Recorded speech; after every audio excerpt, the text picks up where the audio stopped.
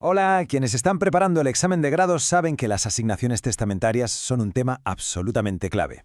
Pero claro, memorizar artículos no es suficiente. En este análisis vamos a desgranar la lógica que hay detrás de la condición, el plazo y el modo, para entender de verdad qué efectos tiene cada una. ¡Vamos a ello! Esta es nuestra hoja de ruta. Empezaremos con una visión general de las clasificaciones, para luego hacer zoom en las tres modalidades: el sí de la condición, el cuándo del plazo y el cómo del modo. Y al final, lo más importante, las pondremos frente a frente para que no quede ninguna duda. Perfecto. Empecemos por la base. Antes de meternos en los detalles más complejos, es fundamental entender las tres grandes clasificaciones. Pensemos que es como el primer filtro que hay que pasar para analizar cualquier cláusula de un testamento. Aquí las tenemos. La primera distinción es en la que nos vamos a centrar.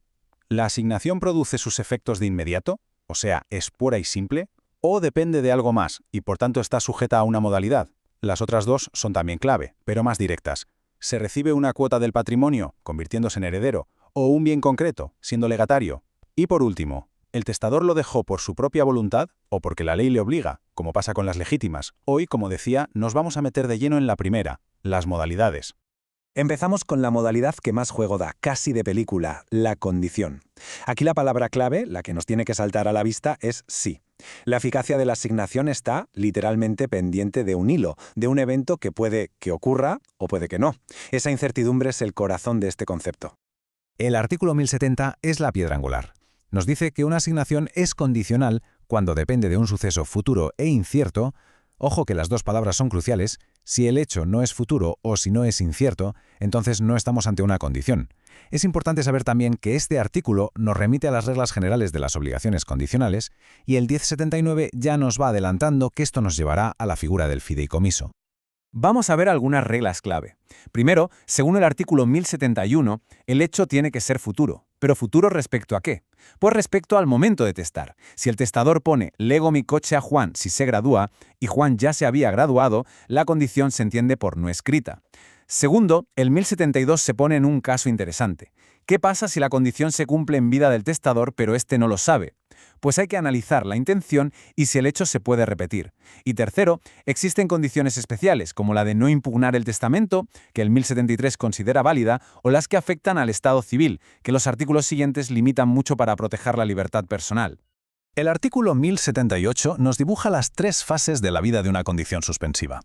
Mientras está pendiente, el asignatario no tiene un derecho adquirido, solo una mera expectativa. No puede exigir el bien, pero sí puede pedir medidas para que se conserve. Y un detalle fundamental: si fallece, no transmite nada a sus herederos. Cuando la condición se cumple, ahora sí, nace el derecho y se adquiere la asignación.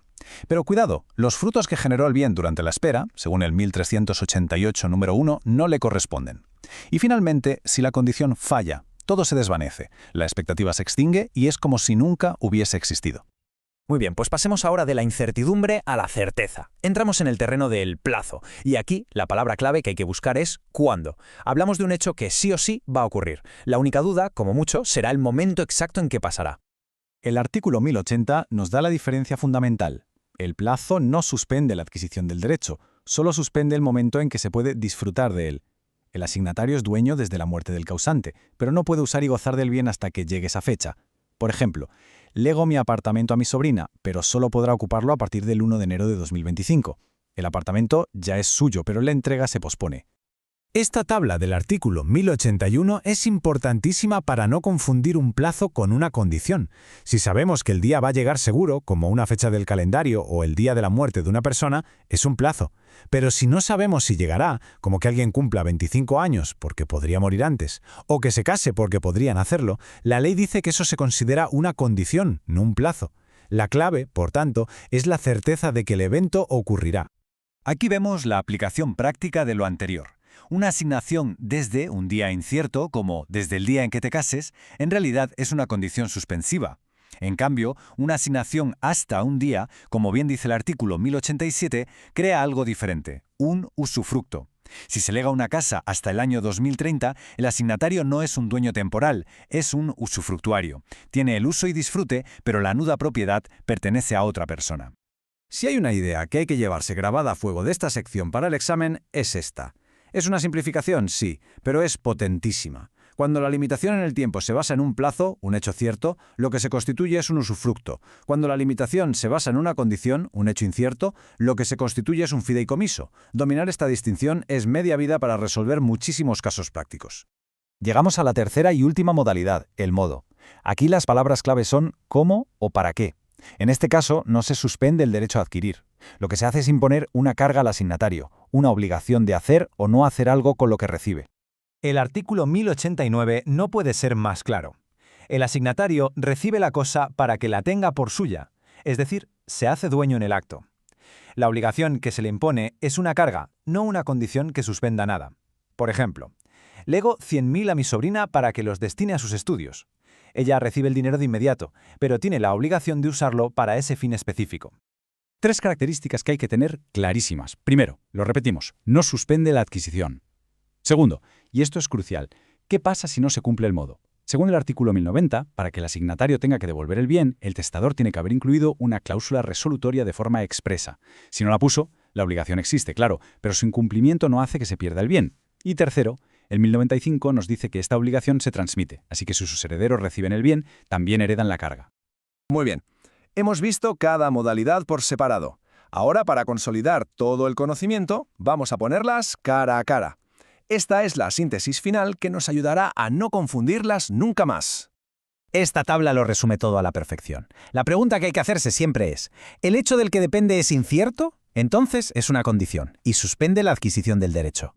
¿Es cierto que va a ocurrir? Entonces es un plazo y solo suspende el goce. ¿Es una obligación o una carga? Entonces es un modo y no suspende nada.